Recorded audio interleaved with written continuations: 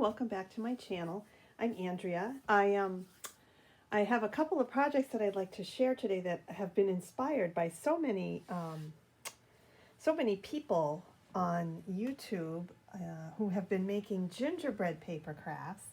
And so I just decided to try my hand at some myself. And I had gotten a die set from KS Craft a while back with a large size gingerbread, which I am glad to have. I have some smaller die sets for gingerbreads, but I really like this larger one.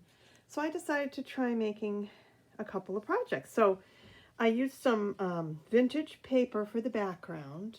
It's got a little bit of a swirly design, it kind of in an off-white color. And then I stamped the faces using the Peachy Keen stamp set for vintage faces, and you can see them here. These are Jill's favorites stamp set, and the number is PK 3000. And I actually have just received this about a week or so ago in the mail, and I really wanted to try it. So I've been really happy with it. It's a nice die set. And so the first one here, I've layered these up 2 or 3 times with 110-pound cardstock behind it so that it's nice and sturdy, and then my decorative paper on top. And then I just adhered some pearl type, mother of pearl type, the antique buttons, and I added a little satin bow in the hair and some twine here. This is a dark green twine from Michael's that I got on clearance last year, and then a little cabochon heart. And then I used puffy paint here for the gingerbread frosting. And the puffy paint that I got was the, I believe it's the Scribbles type. And it's called Snowy White, or Snowy White, I think is the name of it. And I like it because it's not a pure white, it's just a little bit on the creamy side. So it fits really nicely with some of the vintage, themed papers that I have. And then I added a little candy cane, which was made, these were made by my sister Annette, and she said she used the Creative Time die, and she made me a whole set of these cute little candy canes, and they have stitching lines around the edge, and then you just piece the colored pieces on top. So and I like the size of these. They're a little bit more on the smaller side. This one's larger of the two, and they come in the set, and this is the smaller one. So I used those, you'll see on here, and I put a little bit of a glittery plastic floral pick that I cut off and just glued underneath the candy cane, and then I added a satin bow on top. So I thought they came out really cute. I embossed the stamped faces, and then I did some distress edging around there, and then just on the back is just a vintage button and some more of the green twine. Yeah, so that's the first one, okay?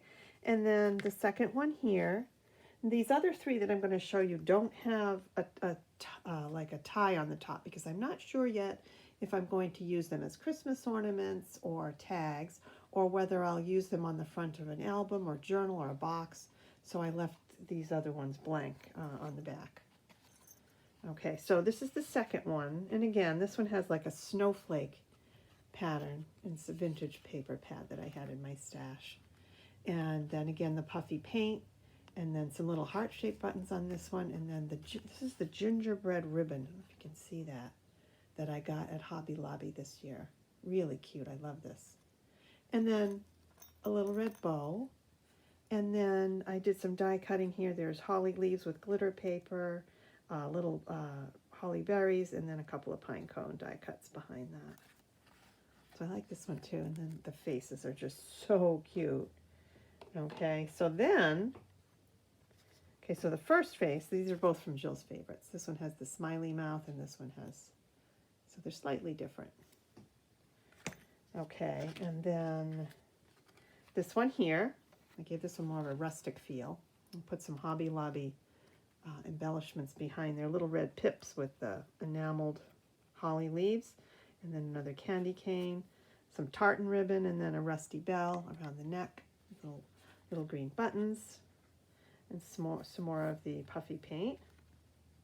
And I've noticed that when I add the puffy paint first and then let it dry and then do the distressing, the puffy paint will not soak up the brown.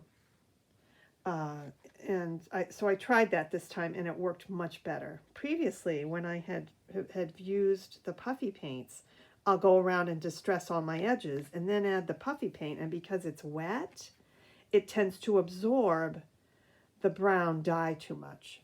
So this seems to work better. You let the puffy paint dry first, and then you go back over and distress your edges with the ink. So I love this. This is probably my favorite one. I love the little rusty bell on that. And then, let's see, move these out of the way. And then the last one here is the pink version, pink and teal. So I've got this sparkly tinsel ribbon that I tied a little bow at her neck, added a satin bow and a button at the top, and then the 3 pink buttons here, and one of those cute little Michael's decorative mini wreaths. So she came out really cute too, I thought.